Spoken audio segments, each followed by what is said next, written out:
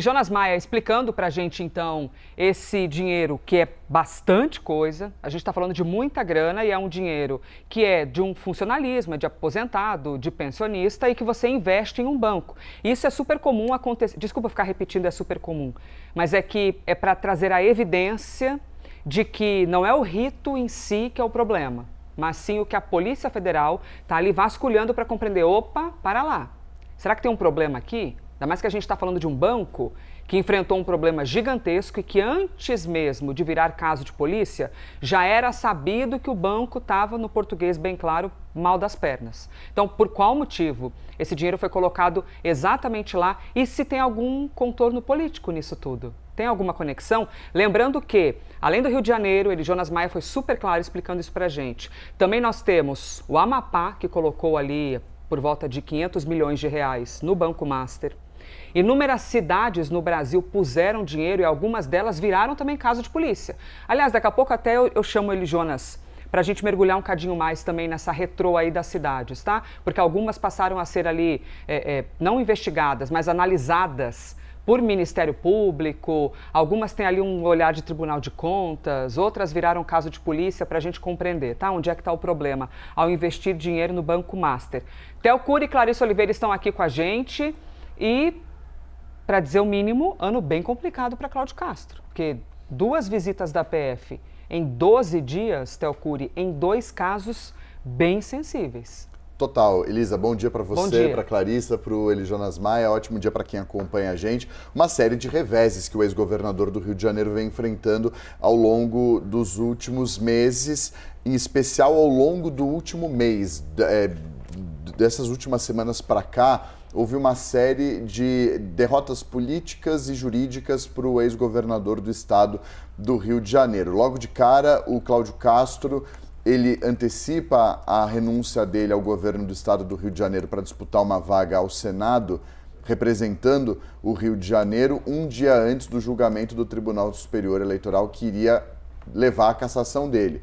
Um julgamento que já havia votos suficientes para levar a cassação dele, a condenação pela cassação dele. No final das contas, ele antecipa tentando driblar essa condenação. No final das contas, o TSE o condenou da mesma forma e fez com que ele ficasse inelegível por abuso de poder político e econômico nas eleições de 2022. O segundo baque político veio ao grupo político dele, foi a interrupção de um julgamento no Supremo Tribunal Federal sobre o formato da eleição no Rio de Janeiro. Era uma eleição que aconteceria de forma direta ou indireta, com voto secreto ou voto aberto. O Supremo travou esse julgamento enquanto o TSE não analisasse. Isso foi um baque político porque afetou justamente o candidato do Cláudio Castro à sua sucessão nesse mandato tampão para o estado do Rio de Janeiro, que é o Douglas Ruas. Na sequência, e aí trazendo para mais recentemente, no dia 15 de maio, ele foi alvo de um mandado de busca e apreensão por determinação do ministro Alexandre de Moraes, do Supremo Tribunal Federal, sob a suspeita apontada pela Polícia Federal de que ele atuava enquanto governador para beneficiar o Ricardo Magro, dono do conglomerado Refit.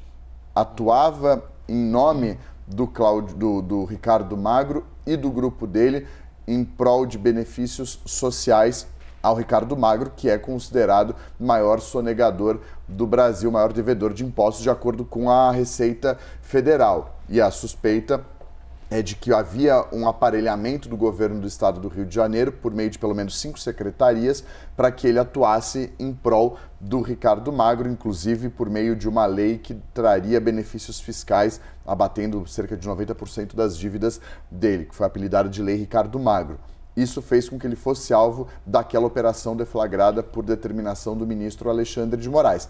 Passaram-se 2 semanas e uma nova deflagração de operação, essa envolvendo o caso do Banco Master, autorizada pelo ministro André Mendonça.